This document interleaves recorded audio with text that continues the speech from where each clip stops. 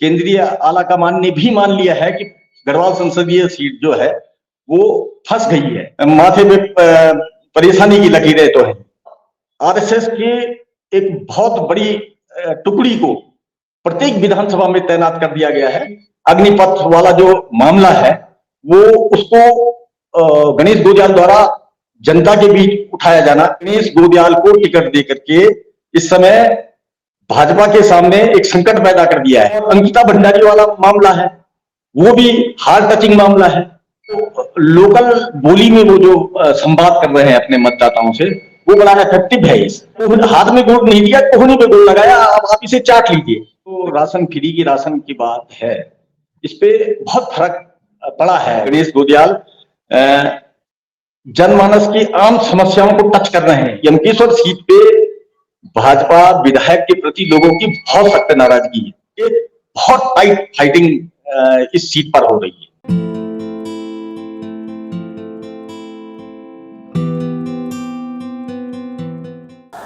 दोस्तों नमस्कार, मैं मोनू पवार। चुनाव तो पूरे देश में चल रहा है, लेकिन जैसा चुनाव उत्तराखंड की 2 लोकसभा सीटों, गढ़वाल लोकसभा सीट और टिहरी गढ़वाल लोकसभा सीट पर चल रहा है, वो अपने आप में दोस्तों एक पॉलिटिकल लेसन भी है।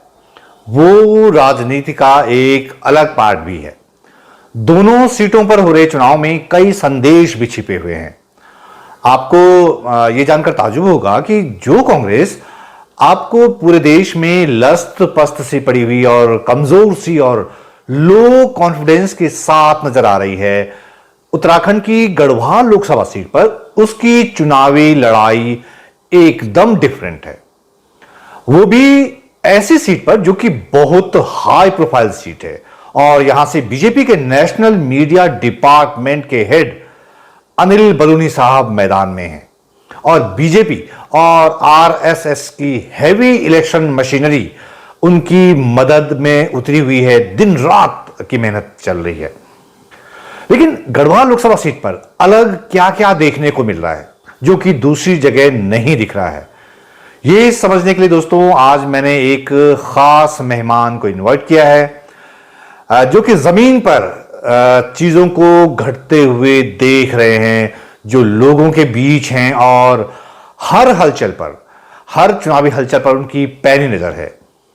मेरे साथ पौड़ी से जुड़ रहे हैं, दैनिक हिंदुस्तान अखबार से जुड़े रहे और गढ़वाल विश्वविद्यालय के पौड़ी कैंपस में पत्रकारिता और जनसंचार विभाग के हेड रहे अनिल बहुगुणा, जो कि अब स्वतंत्र पत्रकारिता भी कर रहे हैं। तो अनिल बहुगुणा जी, बहुत बहुत स्वागत आपका और बहुत आभार कि आपने मुझे समय दिया।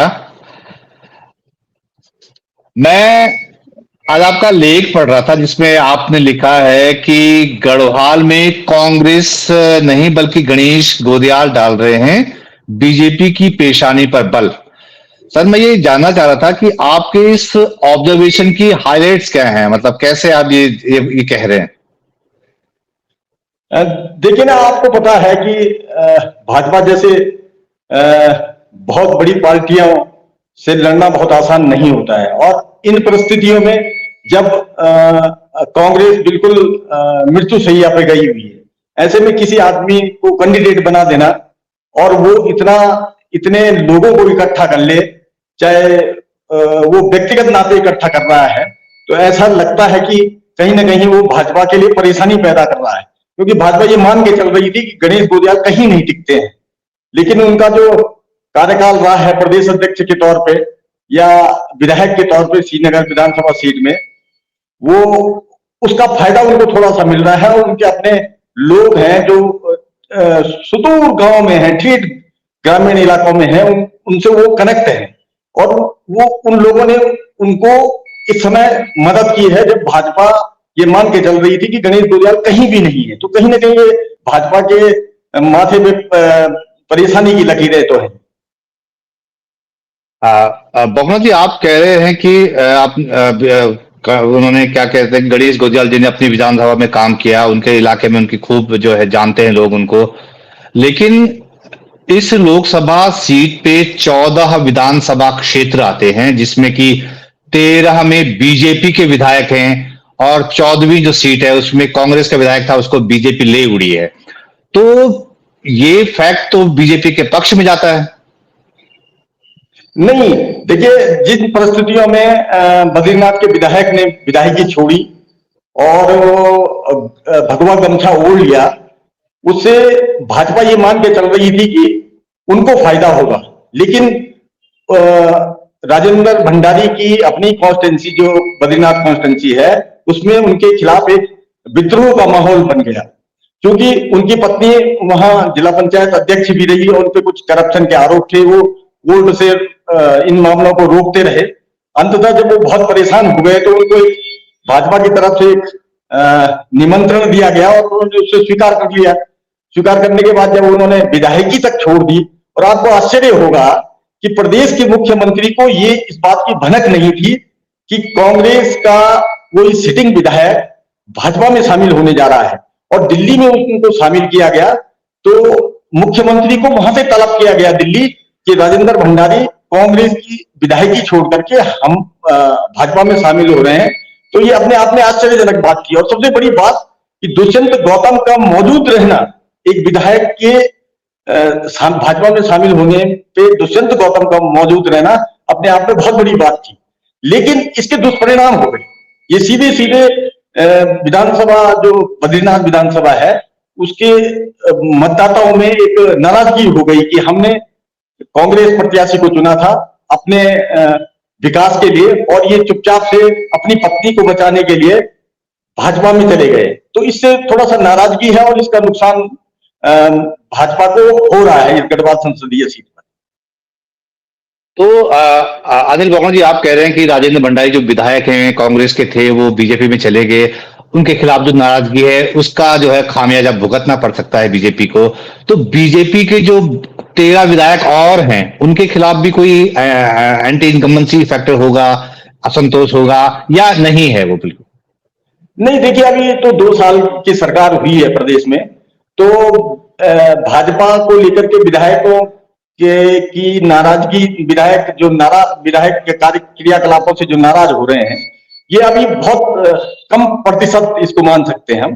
क्योंकि अगर टेन्योर लगभग पूरा होता तो उसमें सत्ता के प्रति जो नाराजगी होती वो दिखाई देती। लेकिन स्थितियां यहां पर ऐसे हो गई हैं कि लोग ये मानने को तैयार हैं कि कांग्रेस ने गणेश गोंदियाल को टिकट देकर के इस समय भाजपा के सामने एक संकट पैदा कर दिया है। और गणेश गोंदियाल का अपना व्यक्तित्व, गणेश गोंदियाल का बीकेटीसी का अध्यक्ष रहना, गणेश गोंदियाल का प्रदेश अध्यक्ष रहना, गणेश गोंदियाल का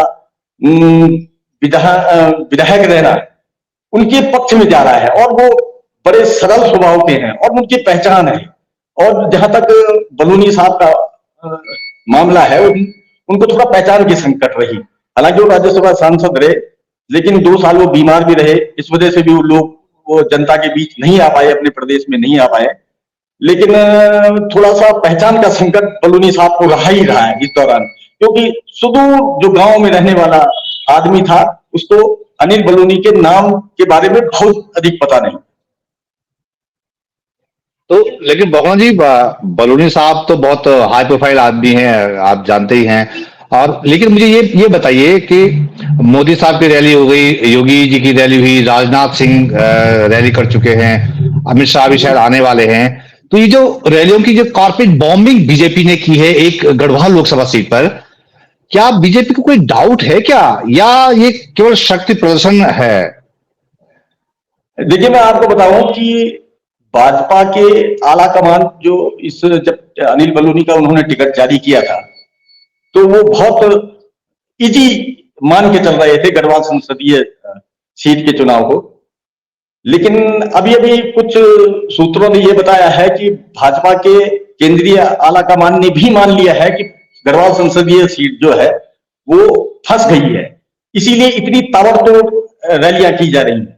और इसके अलावा आरएसएस के एक बहुत बड़ी टुकड़ी को प्रत्येक विधानसभा में तैनात कर दिया गया है, और वो गांव-गांव जाकर के, डोर टू डोर जाकर के बलूनी जी के लिए वोट मांग रहे हैं। तो इससे साफ जाहिर हो रहा है कि ये सीट कहीं ना कहीं फंसी हुई लग रही है।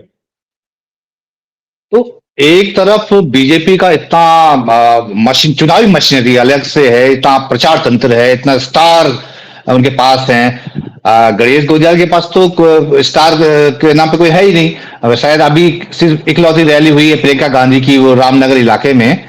तो ये कैसे हो पा रहा है? मतलब एक तरफ इतना भारी भरकम तंत्र और एक तरफ इकलौता गणेश गोदियाल, ये तो मतलब फिल्मी कहानी जैसे लगती है ये तो। देखिए, इस मामले में ऐसा है कि गणेश गोदियाल, मैंने पहले भी बताया आपको, गणेश गोदियाल जनमानस की आम समस्याओं को टच कर रहे हैं। यहाँ पर वो अग्निवीर की बात कर रहे हैं। आपको पता ही है, आप तो पहाड़ के रहने वाले हैं, कि पहाड़ से अधिकांश लोग जो रोजगार पाते थे वो सेनाओं में पाते थे। और अग्निवीर, अग्निपथ वाला जो मामला है, वो उसको गणेश गोदियाल द्वारा जनता के बीच उठाया जाना, पूर्व सैनिकों का आह्वान करना कि अगर अग्निवीर होता तो आपको पेंशन नहीं मिल रही होती और आप रिटायर होकर के अभी घर में बैठे होते, आपको किसी तरह के कोई लाभ, सेना का जो लाभ दिया जाता है रिटायरमेंट के बाद, वो नहीं मिल पाता। ये बात आम जनमानस को टच कर रही है। वो महिलाओं को सीधे सीधे कह रहे हैं कि आपका नाती, आपका पुत्र अगर अग्निवीर में भर्ती होगा तो वो 22 साल में घर आकर के फिर बेरोजगार हो जाएगा। और इस बात को ग्रामीण जनता और विशेषकर महिलाएं और जो बुजुर्गवार हैं, वो सीधे सीधे इस बात को महसूस कर रहे हैं अपने दिल पर। इसके अलावा धर्म के नाम पे जहां भाजपा राम मंदिर की बात कर रही है, वहीं बहुत बेहतर तरीके से गणेश गोदियाल केदारनाथ में, बद्रीनाथ में सोने के चढ़ावे की बात कर रहे हैं। वो धर्म को भी कहीं ना कहीं टच कर रहे हैं। कह रहे हैं कि ये सोना पीतल कैसे हो गया। लोग इसको भी ले रहे हैं बात को इस चुनाव में। तो तमाम बातें हैं। और अंकिता भंडारी वाला मामला है, वो भी हार्ट टचिंग मामला है। गढ़वाल की बेटी उसको कह रहे हैं वो।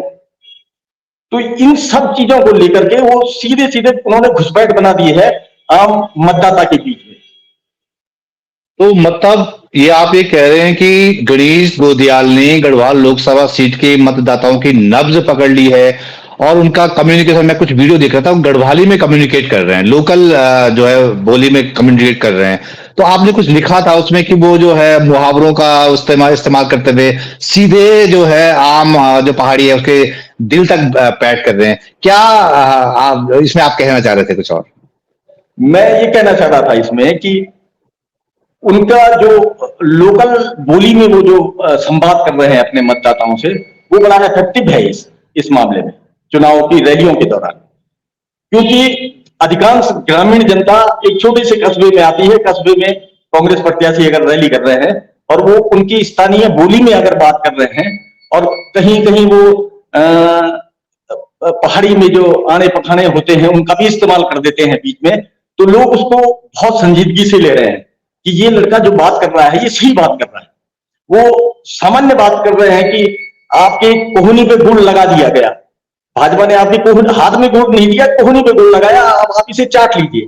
तो ये सामान्य एक प्रोसीजर होता है कि ये सामान्य सी बात है कि आप कोहनी पे लगे हुए गुड़ को कैसे चाट सकते हैं। और इसको उन्होंने सीधे भाजपा से जोड़ा है कि आपको इसको अच्छे दिन आएंगे। अनिल जी थोड़ा सा इसे दोबारा से कह दीजिए, ये जो आपने गुड़ वाला का, क्योंकि थोड़ा उस समय नेटवर्क वो अटक गया था। ये जो आप कह रहे थे कि कोहनी में गुड़ वाला, क्या कहना चाह रहे थे, क्या बता रहे थे आप? देखिए, कांग्रेस प्रत्याशी जो भी बात कर रहे हैं बहुत मार्मिक तरीके से बात कर रहे हैं। अब जैसे गुड़ वाली बात वो कह रहे हैं कि भाजपा ने आपको गुड़ हाथ में नहीं दिया, अच्छे दिन हाथ में नहीं दिए, 15 लाख हाथ में नहीं दिए, लेकिन उन्होंने कहा कि मैं आपको गुड़ दे रहा हूं। भाजपा ने कहा गुड़ मिलेगा, लेकिन गुड़ उन्होंने हाथ में नहीं देकर के कोहनी पे लगा दिया है यहाँ और कहा कि इसे चाट लीजिए आप। अब कोहनी से आप, मुंह से आप कोहनी को कैसे चाट सकते हैं आप? मतलब कैसे संभव है? तो ये बात बड़े जो मतदाता है उसको बहुत संजीदगी से ले रहे हैं इस बात को कि हाँ बात तो सही है, ये बात कही गई थी और ये गुड़ हमें हाथ में मिला ही नहीं, ये कोहनी में भाजपा ने लगा दिया है। तो ये उनका जो वोटरों के बीच में कम्युनिकेशन है, बोली से, अपने उससे एक्टिविटीज से। अब वो कहीं बार कहते हैं कि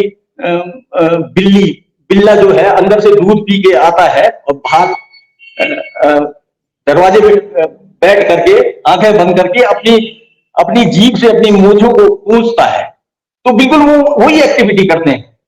तो इसको लोग बहुत दिल से ले रहे हैं इन बातों को। तो इसलिए वो बड़े सफल हैं अपने वोटरों के बीच में इस बात को कहने के लिए और वोटरों को अपने पक्ष में रखने। हाँ, अनिल बकरा जी, आप तो मास कम्युनिकेशन पढ़ाते रहे हैं। आप मास कम्युनिकेशन जर्नलिज्म डिपार्टमेंट के हेड भी रहे हैं पौड़ी कैंपस में। तो ये जो मैसेजिंग है, मतलब ये पॉलिटिकल मैसेजिंग, मतलब ये तो गजब की पॉलिटिकल मैसेजिंग है। आप कह रहे थे कि वो गणेश गोदियाल महिलाओं को भी समझाने में कामयाब होते दिख रहे हैं, पूर्व सैनिकों को भी समझाने में कामयाब होते दिख रहे हैं, लेकिन आमतौर पे ये माना जाता है कि महिलाएं तो मोदी समर्थक हैं, महिलाएं तो मोदी को वोट देती है, महिलाएं तो मोदी को जो है तवज्जो देती हैं। तो क्या ये जो महिला फैक्टर आपने बताया, ये गढ़वाल लोकसभा सीट पर बहुत निर्णायक होने वाला है क्या? देखिए, जहां तक ये 5 किलो राशन फ्री की राशन की बात है, इस पे बहुत फर्क पड़ा है इसका, और विशेषकर महिलाओं में। लेकिन अब कांग्रेस प्रत्याशी इसकी काट कैसे पैदा कर रहे हैं अपने मतदाताओं के बीच में, जब वो भाषण देते हैं स्थानीय बोली में, तो वो ये कह रहे हैं कि 5 किलो राशन के लिए आपको लाइन में लगना पड़ रहा है। 5 किलो राशन तो आपको मुफ्त की मिल जा रही है, लेकिन उसको उसको पकाने के लिए आपको 1200 रुपए का सिलेंडर भी खरीदना पड़ेगा। इसके अलावा वो कह रहे हैं कि 5 किलो राशन मत मांगिए, सरकार से 5 किलो राशन मत मांगिए, सरकार को ये कहिए कि हमारे बच्चे को रोजगार दे जिससे वो 50 किलो राशन खरीद सके। और ये बात भी फिर मतदाताओं में बहुत बढ़िया तरीके से जा रही है। मतलब उनका कम्युनिकेशन जो है ना, ट्रेडिशनल कम्युनिकेशन कहें हम इसे, बहुत बढ़िया कम्युनिकेशन है अपने मतदाताओं के बीच में, और मतदाता बहुत पिन ड्रॉप साइलेंस तरीके से उनको सुन भी रहे हैं, और कभी कभी वो बीच में चुटकुले भी सुना देते हैं, तो वो हंसी मजाक भी होने लगता है। तो ऐसा लग रहा है कि फिर गणेश गोदियाल को अपनी पार्टी के किसी स्टार प्रचारक की जरूरत नहीं है। आप मतलब ये लग रहा है क्या आपको? हाँ बिल्कुल, उन्होंने कहा है अपने भाषणों में, वो जो गांवों में कह रहे हैं कि मेरी स्टार प्रचारक मेरा एक एक मतदाता है। वो बुढ़िया जो सामने बैठ करके मुझे सुन रही है, कान भी कम सुन रही है लेकिन सुन रही है, वो मेरी स्टार प्रचारक है, मेरे पास स्टार प्रचारक भी नहीं। और उन्होंने जो एक क्राउड फंडिंग का तरीका निकाला, जिसको कॉपी हरिद्वार में भी किया गया कांग्रेस प्रत्याशी द्वारा, वो तरीका भी उनका बहुत बढ़िया था। और आपको यह जानकर आश्चर्य होगा कि लोगों ने 50 रुपए से लाख रुपए तक उनको फंडिंग की है, उनके बैंक अकाउंट में गूगल पे के जरिए या यूपीआई के जरिए, और इसका मैसेज भी बहुत बढ़िया गया है। ये तो हुई गणेश गोदियाल जी की बात, जो जो किस तरह के चुनाव को वो ट्विस्ट कर रहे हैं। लेकिन फिर भी एक बात आती है अनिल जी की, बीजेपी के जो आंकड़े हैं वो बीजेपी के पक्ष में जैसे दिखते हैं कि 91 में जब बीजेपी की एंट्री होती है गढ़वाल लोकसभा सीट पर, और 2019 तक 9 उपचुनाव हो चुके हैं, जिसमें 7 बार बीजेपी का कैंडिडेट जीता है, 1 बार कांग्रेस का, 1 बार तिवारी कांग्रेस का। और इसी तरह जो मैं कहूं कि 2019 में बीजेपी कैंडिडेट जब तीरथ सिंह रावत थे, उनको 68% वोट मिले थे, और 14 में जब खंडूड़ी साहब थे 60% वोट, तो मतलब 60 से ऊपर है। अब तो अनिल बलूनी हाई प्रोफाइल नेता हैं, वो आए हैं, तो ये 60%, 68%, 65%, ये वोट कितना जो नीचे जाएगा?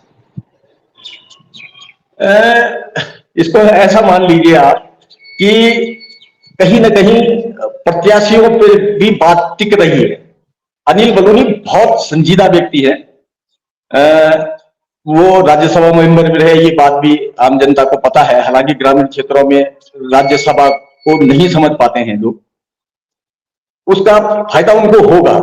लेकिन भाजपा की और जो भाजपा के मुख्य भाजपा पार्टी को चलाने वाले, चाहे जेपी नड्डा साहब हो, चाहे मोदी साहब हो, चाहे अमित शाह साहब हो, उनसे उनकी नजदीकियां, और अभी जो उन्होंने 15 करोड़ रुपए सीधे सीधे अपने सांसद निधि से पौड़ी को दिए हैं, तारामंडल और एक अन्य प्रोजेक्ट के लिए, वो उनके लिए फायदेमंद तो हो भी रहा है।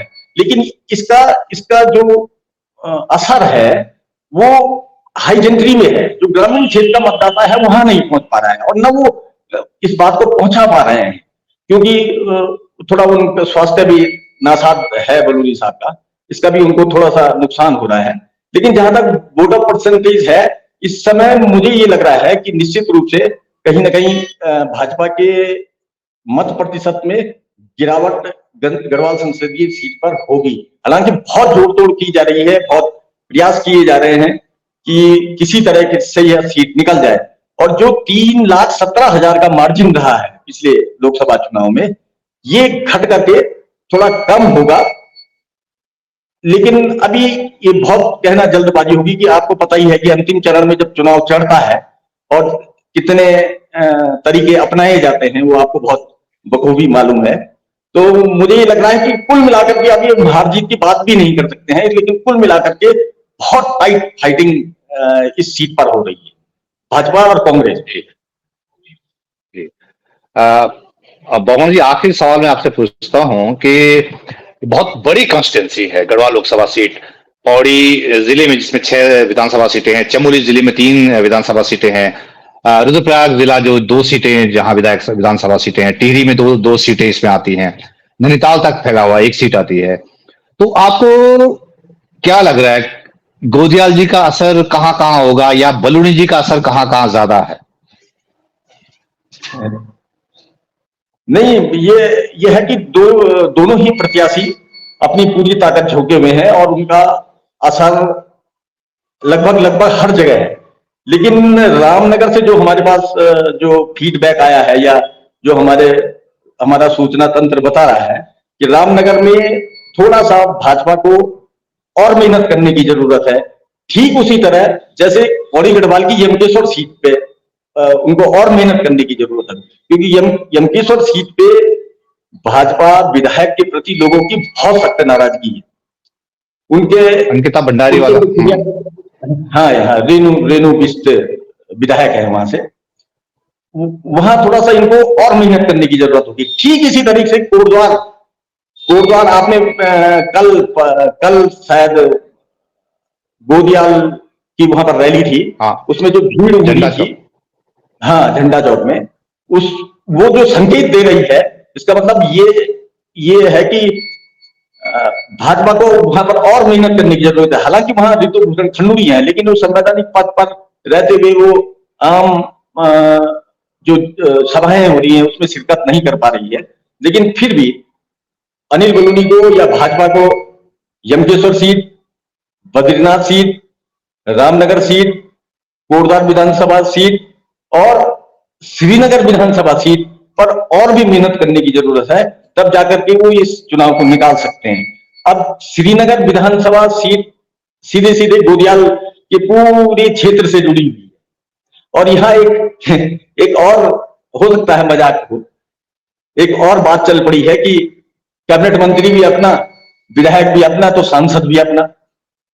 ये बात श्रीनगर विधानसभा सीट पे चलने लगी है। तो इसका क्या असर पड़ता है ये तो 4 जून को पता लगेगा। लेकिन भाजपा को गोदियाल ने मेहनत करने पे और मजबूर कर दिया। तो अनिल बोहना जी पौड़ी से जुड़े हैं मेरे साथ, बहुत बहुत धन्यवाद, आपने मुझे समय दिया इतना, और बहुत डिटेल में आपने जमीन की जो चल रहा वो बताया। बहुत बहुत धन्यवाद सर, बहुत बहुत शुक्रिया आपका। Thank you very much Manu. Thank you.